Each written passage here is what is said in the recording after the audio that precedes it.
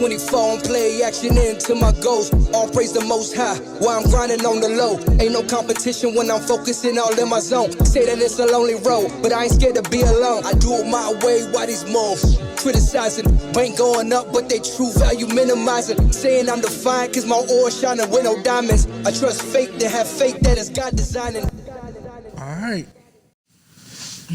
Welcome back to another installment of A Deeper Conversation. I am your host, Killer TV, aka Kayvon, or Kayvon, aka Killer TV. But whatever it is, I was not going to let Women's International Month end without getting a woman on here. My guest today is somebody that I have admired from very far, and we actually have worked together before. And I call her like the voice of Raleigh. My guest is a host, a tastemaker, event creator, author, and now she has her own coloring book line, radio host. She actually does what I do, does the interviewing and does a great job with it.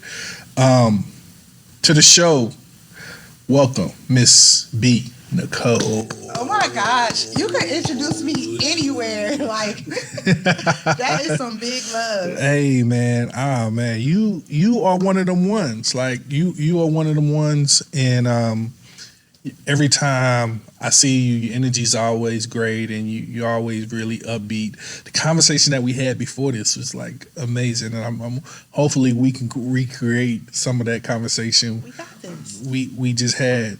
So, first question I always ask is, are you living or are you surviving? Oh, I'm living. Okay. Yes, I'm definitely living. I'm out of survival mode. You out of survival mode. Mm-hmm. What did survival mode used to look like for you? Oh, I can't be embarrassed of who I was before, because who I was before created the person I am now. Mm-hmm. But survival mode, I wasn't caring about anything but surviving.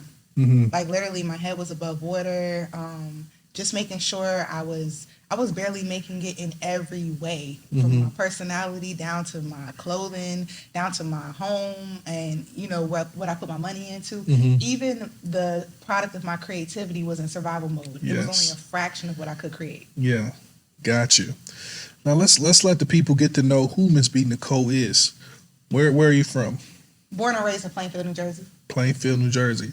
How'd you find yourself down south? I went to the illustrious St. Augustine University. Wow. Okay, they've been going through a little trouble, but Everybody has moments. so you grew up in New Jersey. I did. You grew up in New Jersey. What was that? What was that like? How far was you from the city?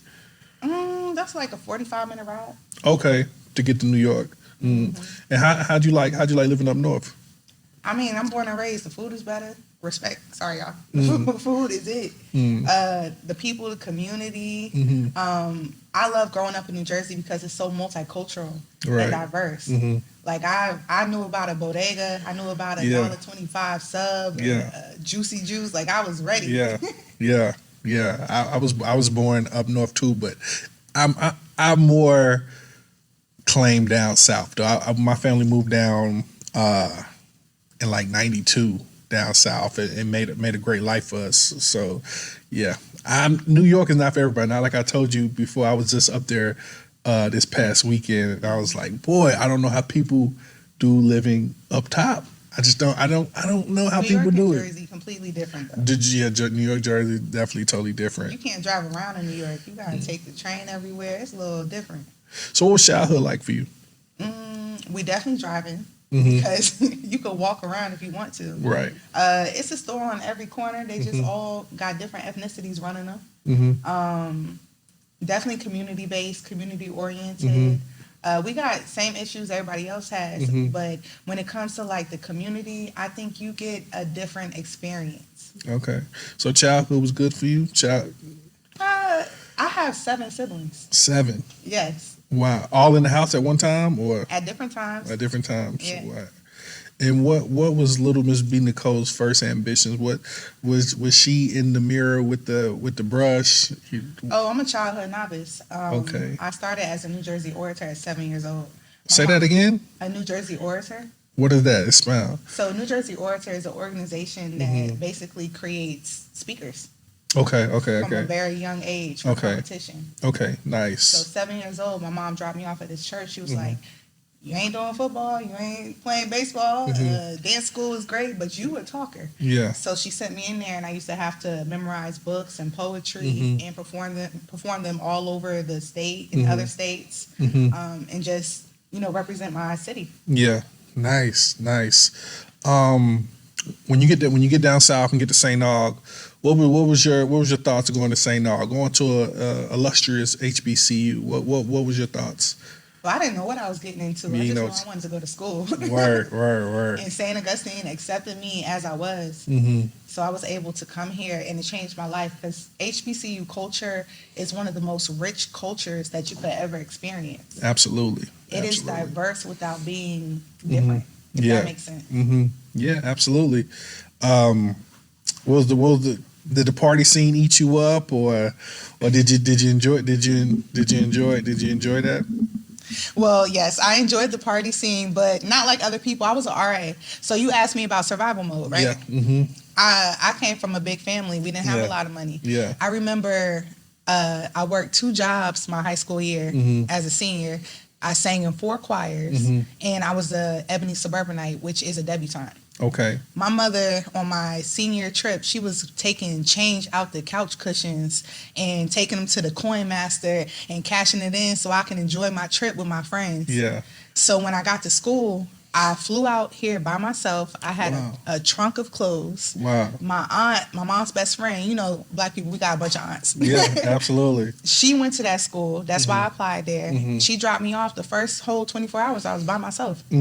I met my suite mate, and I had to get it how I live. So when I was at school, I was an RA, and that's how I got money. I was an RA, and I sang in a choir. Wow. And that's what, it put me in a business mindset versus the party mindset. So yeah, I did have some times. I was towed up on the floor a couple times. But for the most time, school was a business for me. Yeah. Raleigh, you have really, not just Raleigh, Durham, this whole area, you've really laid your flag here. Like you've become one of the ones between, dibbling dabbling radio and hosting and doing all that. How did you lay down that blueprint, that foundation of maneuvering through the city and becoming yourself? My mom always says your gifts make room for you. She says that to each and every one of her kids. So I was already a ball of energy, creativity, and when I went to St. Augustine's, I did a lot of spoken word on campus. So that's how I first got recognized in the area. Then I left there, and I felt the need to do interviews, and I was getting. I decided to start my own thing, and I started getting interviews with like celebrities, and then just making my way around town. Yeah. You always have you always aspired to be like in radio? My mom's in radio. Wow. So this is like, I started podcasting at 15 years old with her. Wow. She was on Blog Talk Radio. Her and my godfather, they had this huge podcast in New Jersey called Best Kept Secret. Okay. So I started working on that as a teenager. And then when I got out here, I naturally acclimated into all things radio. And then, of course, St. Augustine's extended an olive branch, and I was a communication major. Wow. Communication major. Wow. I know you got your show, the Nicole show, that you have shot a couple pilots and yes. Oh my gosh. so give us an update on the Nicole show. Like, are you shopping it? I know you. I don't think you released any of it yet. You just kind of been shooting it and kind of waiting for the right situation. I'm guessing. So boom, I have done a lot of different variations of the show. Right. At one point in time, we were on the radio as the Nicole show. I migrated out of that to do like a podcast platform, and you were part of that experience. Right. So that was my first real like YouTube blogging experience. But this past summer, I teamed up with Big Band Productions and Wally B TV, and I shot an actual pilot and full-on 7-episode series. Yep. Unfortunately, the production got stalled out. I was supposed to have it back in January. So I just found another editor who is fixing everything. And once the project's edited, anywhere between June and September. Don't ask me because that's not my part of it. Right. We're going to be putting it on major platforms. Nice. What was your experience like? Because shooting that pilot, you did invite me. I wasn't able to make it, but I know you was like you tried to set a whole vibe. I remember you said you was having like breakfast and all this type of stuff. Well, I'm hospitable. Okay. So what's that? What was that vibe like? What's the vibe like on your show? I bought a chef out. Okay. The chef up north. I had him come out. He is excellent. He did a lot of a great brunch menu. I'm talking about he's from Jersey too. Okay. A real excellent brunch menu. Vendors out there, bunch of desserts, live audience. Live audience. That was hard. You know, I like to get my Wendy Williams on, my Ricky Lake on. Right. And good vibes and good energy in my family. My brother came all the way from Iowa. He drove all the way from Iowa. Beautiful. Showed up here to help out. My mom and my father, they came down. My sister was there. So it was a beautiful vibe. And the energy is always amazing because that's the space I belong in. Yeah, definitely the space you belong in. Absolutely. Transitioning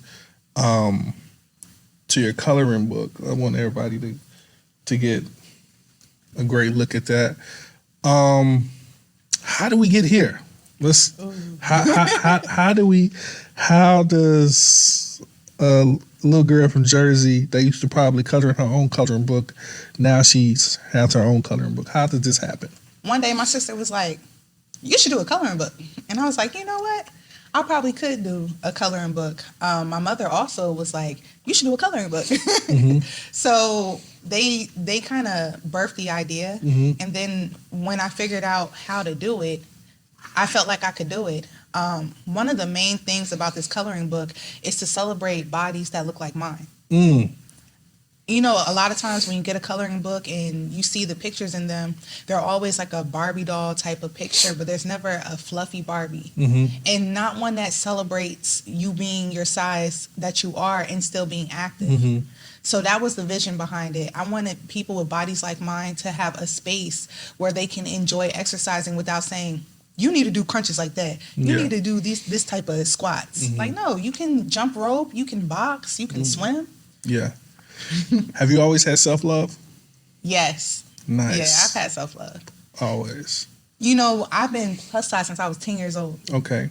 So I've also had a relationship where I've been scrutinized for being the size that I've been. And I've never been able to just, you know, growing up as a millennial, that was rough. Hey, I grew up, this chocolate shit don't come off. You feel me? This chocolate shit don't come off. I mean, I was in the same boat. I was this skinny, black, dark-skinned kid. I didn't have self-love. I didn't have self-love because you know, millennials, kids was really mean. Like, I got called every black, dark-skinned joke you could ever imagine. And to the point where you actually start believing it. You know what I mean? You start believing it. And it wasn't until, and it probably wasn't until probably like 16, I started like, this is the weird thing about high school. Forgive me for going on a little tangent. Oh, you good. The thing about high school, right? High school, they already got in their mind, okay, Kayvon's ugly. Like, and that's kind of everybody's perception. So you start believing it. So then I started going like to the rival high school's football games, and I started getting like I was getting hella love, and I was like, hold up, they told me I was ugly over here, but I'm over here getting like hella love. And then by the time I graduated high school, moved to Greensboro, then the love started going even more crazier. So my head just got even more swole. And then I started like taking stuff out on, then I started being a shithead type of guy because I felt like I'm taking out my emotions on good women that from the shit from my past and shit. So yeah, self-love, have self-love. And I love Kanye for saying, we all self-conscious. I'm just the first to admit it. When he said that, I was like, oh my God. I've never, because you know, in rap, everybody is so, you know, so macho. They never honest. Everything is bling bling and all that. So yeah, man, self-love, man. Gotta have self-love, and it's definitely so important. Don't get me wrong. I had a time growing up. I think everybody who was a millennial, we deserve a check. Absolutely. It was Absolutely. crazy. And then, I had a big family. My last name Roach. Like, Yeah.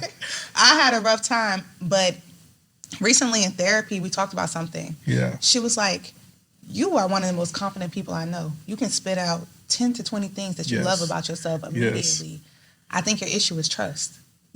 So it was never confidence. I've been speaking in front of people since I was younger. But when the world tells you so many things, like you were saying about yourself, you look like this, you're not beautiful, you're you know what I'm saying, you're bigger than everybody, and it really like hurts you to your core. Absolutely. That doesn't mean that you're not a confident person. That means that what people say hurt. Yeah. So I learned that with everybody telling me about myself, you do start to believe what they say. Yeah. I lost trust for people around me. Yeah. Because they would set me up to think like, oh, this is my friend. These people really value me. Yeah. And then later I would hear them, oh, I don't want to be around her because of this, or she's nobody wants to date her, or she's got a pretty face but not the waist. Like, those things can become difficult to digest. You're right. Absolutely. So it's trust for me. I learned to not trust people a long time ago. So, I've been on this journey trying to be more trustworthy, and I've been in yoga and therapy. Yes. The beautiful thing I love about you is you love the self-love, which we've been talking about, and like you don't give a rat's ass about how anybody feel like from your Instagram post, like, hey, I'm gonna wear what I might be a plus size beautiful woman, but I'm still gonna wear what I want to wear. Like you don't care. Like how did you get that type of confidence that you just don't give a fuck? Because I do care, and I do give a fuck, and I have to show everybody who looks like me it is okay to be yourself. Right. I do it despite how I feel about myself. There's many mornings I might look in the mirror. I lost my whole hair. I don't know if you noticed. I was bald, completely bald, like a butterball turkey, all last year. I woke up one day, I only had quarters of my eyebrows because I have a thyroid issue. So all my hair was gone. I was really pushed to the limit with my confidence. And that's why I do it, though. Yeah. I'm going to be myself. I'm going to show people it doesn't matter what turbulence you go through in life. You still got to be you. Yeah. And I want people who look like me to know that there's a space for them regardless. And why should you not love yourself along the way? Yeah, absolutely. Absolutely. With even with that, you still, I feel like some people might just can say like, hey, I'm big and what I mean, and I'm just cool with it. But you're still, even I'm in the group chat that we have. 75 Hard? Yep. That you still, you're not satisfied. You still want to be healthy. You know why? Because it's about mental fortitude. Fitness is a spiritual journey. It's not a physical journey. If you don't have your mind, your mental health together, if you don't have your spirituality together, then how can you be physically changed? Your outside mirrors your inside. Yeah. Buddha was fat and happy. Yeah. You know how many people are skinny and unhappy? Right. That's a fact. So this journey isn't about a number. Oh, I do have a goal that I want to get to. Yeah. But this journey is more about waking up and being okay with the person I am when I look in the mirror. I love it. That's what it's about. That's why I be doing headstands and, and drinking green smoothies. Yeah, absolutely. Word on the street is you single out here in these streets. Oh my gosh. That's the word on the street is you single out here. Soltera sin compromiso. What's the ideal guy? What does the ideal guy look like to be Nicole? Look like? Not look. Okay, that I don't. Okay, don't say look like. What would you want him to be like? Yeah. What type of attributes? Yeah. Can't there go we 50-50 with no hoe. I don't want to go 50-50 with no hoe. I'm telling you right now. What? Say that again now. You can't go 50-50 with no hoe. Firm believer. Expound. A lot of my relationships, I was the primary financial person. I want a person who I know what I bring. I don't have to bring nothing to the table. I create the atmosphere. I create the house in which the table is laid. Talk to him. So I need somebody who comes with their own. Like, I don't want to have to be I don't mind sharing and building with somebody, but at the stage I'm in at 34 years old without children, I have amassed a success. I have amassed a good mental health, a good mindset. So I want somebody who is on the same level as me. Yeah. It doesn't mean that we both had to go to St. Augustine's University. Right.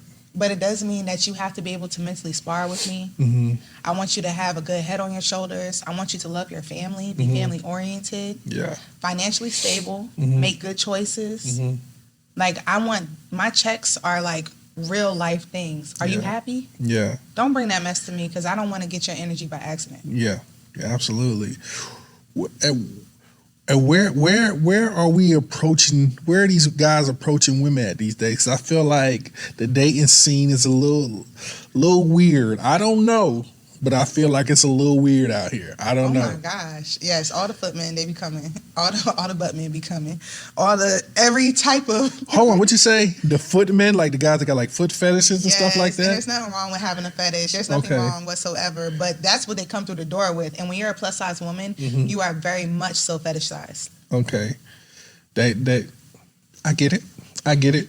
But this season that you're in right now, we were talking off camera. You said that you're not celibate, you're abstinent. Yes. Okay.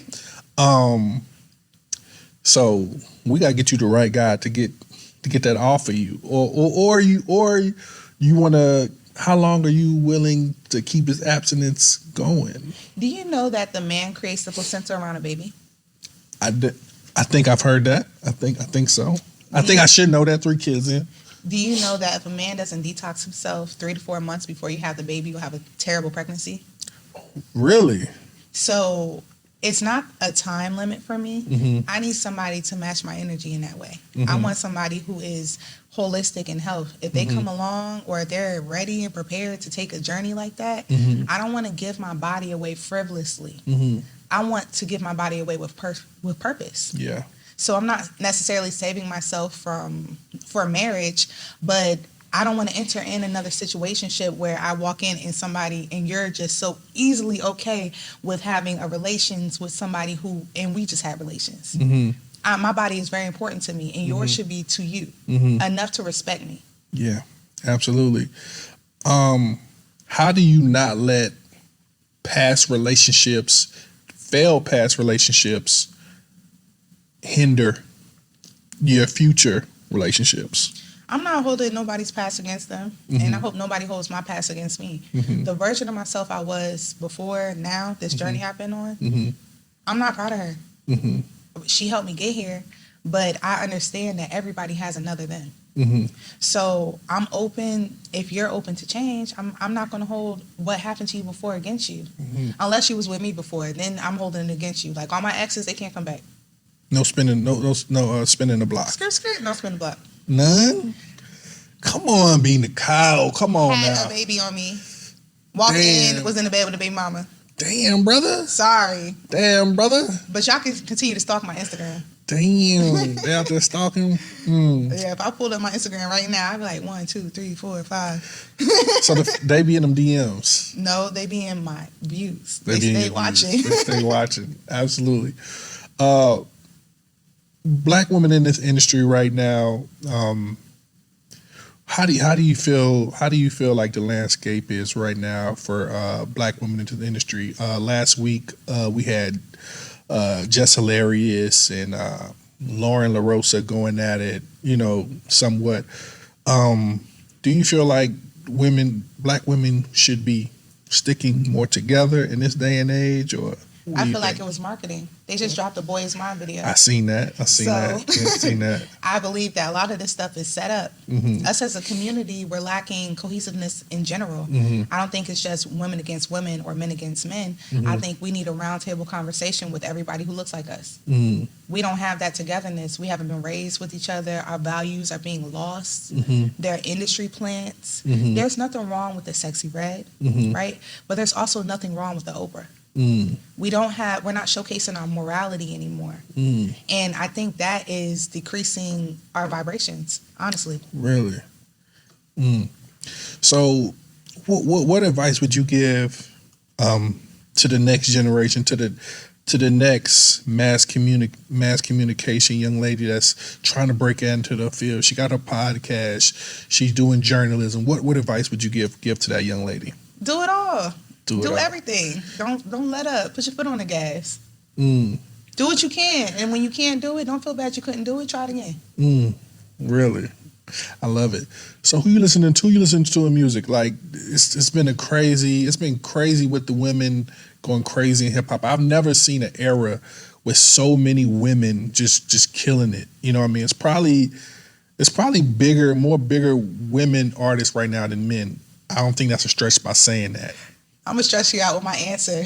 Okay. The most repeated song on my phone is Move by Donny Hathaway and Roberta Flack. There's not even words to that song. It's all piano. I like Leon Thomas. Doechie's cool. I love Jasmine Sullivan. That whole album, is it called the whole album? My favorite album by her. Yeah, that shit was hard. What? Hotels, I think that's what it's called. A great album. Yes. A great album. If you can be like trapped on an island forever, you gotta take 5 albums with you. What's those 5 albums? Ooh, Whitney Houston. Which one though? The one with I hope they can let me mix my own Whitney Houston, because all the joints from Waiting to Exhale, I Will Always Love You, I Have Nothing, I Will Dance with Somebody. That's it. That's up there. Yeah. Then I would take Donny Hathaway, A Song for You, and a lot of his music up there. Jasmine Sullivan for sure, and Kirk Franklin, because I don't care what nobody say. And I hate to say this, but dang, can I say this? Say it, let it go. Robert Kelly. Oh, absolutely. I love Robert. I love R. Kelly. Hey, Robert. Look. Chocolate Closet had me. Look, I'm telling you, TP2 is the greatest R&B album of all time. TP2 is the greatest R&B album of all time. I don't care what nobody say. I'm never not gonna listen to R. Kelly. I think everybody a little fucked up. You know what I mean? Hopefully R. Kelly gets the help he needs. Hopefully, he'll be free one day. I try to separate the man from the music. The man from the music. We have to. We definitely have to. We was all singing I Believe I Could Fly at 5th grade graduation. Everybody. Me too. Everybody. I tell you, everybody. There's not one person I don't know. I cried. I cried. Yeah. I cried my fifth grade graduation after we sung I Believe I Can Fly. That's because crazy. You believed it. I believed it. And how can somebody write a song so beautiful be locked in jail right now? It's fucking crazy. That's like a perfect song. He's Beautiful. had many. Even his gospel album was fire. Like, and he's done the most atrocious things. Yeah. What advice you got for me? We both kind of share the same space, interviewing people, do the same thing. What advice do you have for me? Doing my thing, interviewing people, and that, because I've seen you interview celebrities. I remember I seen you interview Damani and all these other people. I remember one time we was interviewing Wade Banner.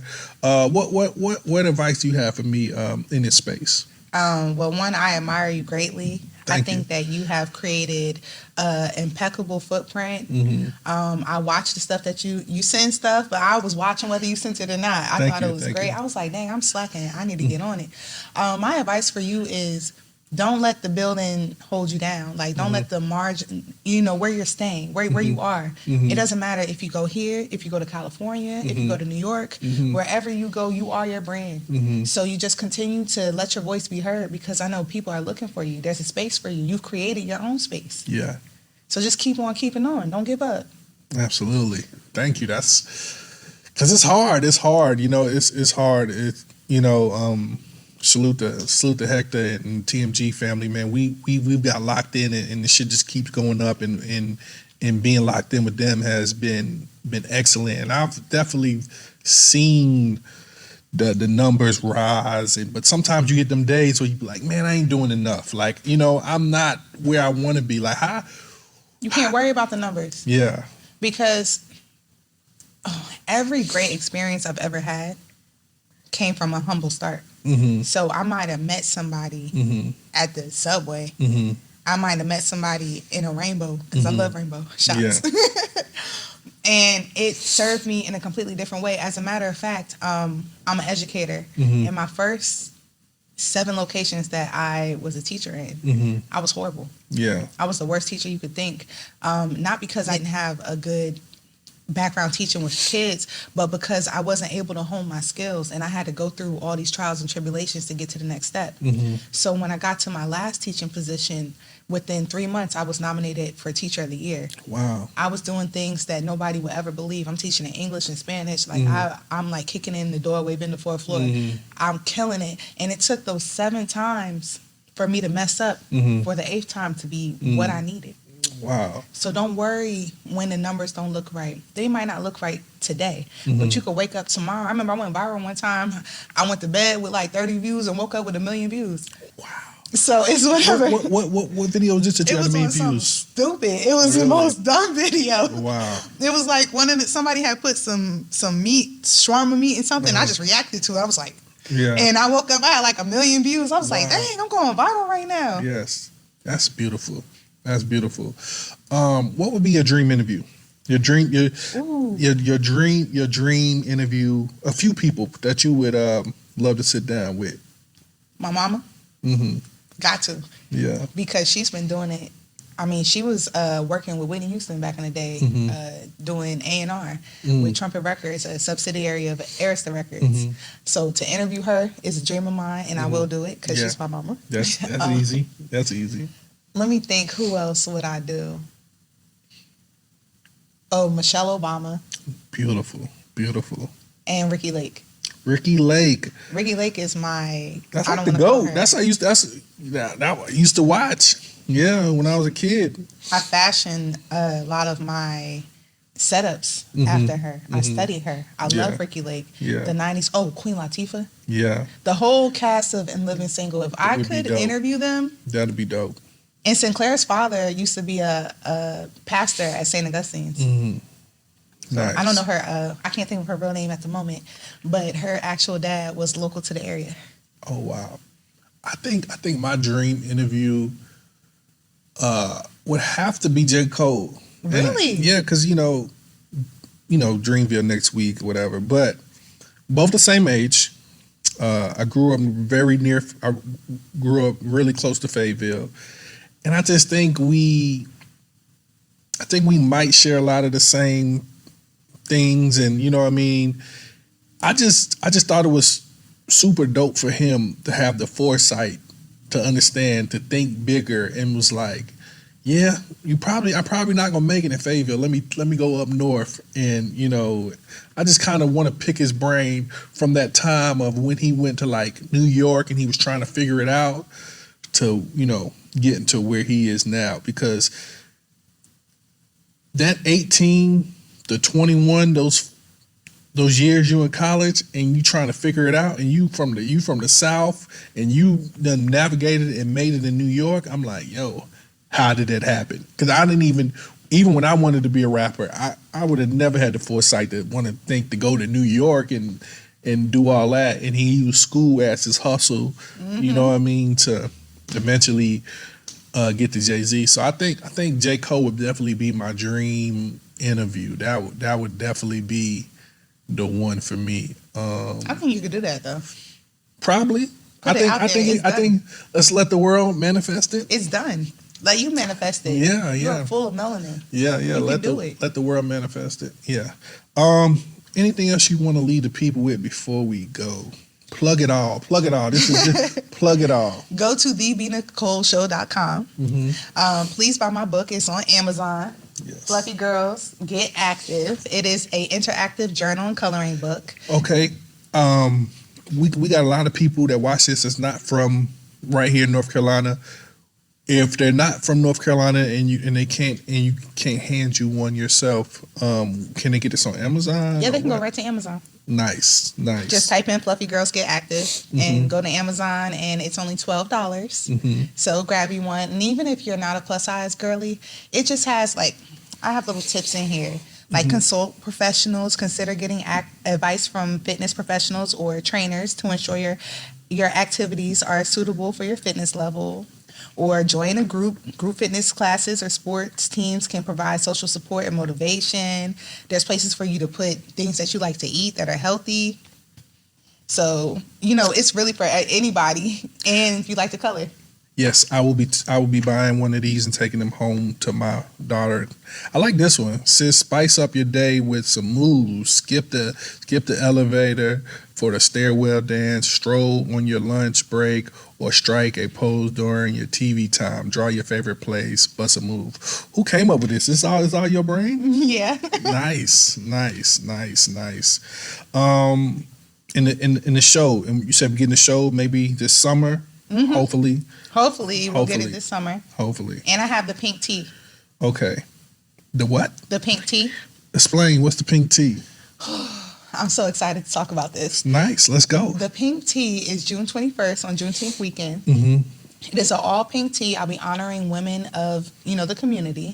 I'll have my own tiny desk there. So I have people coming to perform. Nice. I have a chef coming, dessert table, vendors, and it's at the Mirror Raleigh. So it's downtown, right on the skyline. Nice. Beautiful, beautiful, beautiful, beautiful.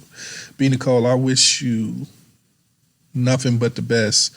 Keep being you, keep being beautiful, keep shining, keep doing amazing and great things. And hopefully one day I can be one of your guests on your show. Absolutely. And we can make that happen, man. It's been an honor to sit down with you. I want to thank everybody for watching another episode of A Deeper Conversation. Thank y'all again for watching. Make sure y'all subscribe. Thanks for everybody that continue to support. Make sure you support me. Make sure you support B. Nicole. And till next time, keep God first, and I promise everything else will work itself out. Killer TV. Oh, that was fire. Let's go. Every 24 I'm play action into my goals. All praise the most high while I'm grinding on the low. Ain't no competition when I'm focusing all in my zone. Say that it's a lonely road, but I ain't scared to be alone. I do it my way while these moves criticizing. Ain't going up, but they true value minimizing. Saying I'm defiant cause my ore shining with no diamonds. I trust fate to have faith that it's God designing.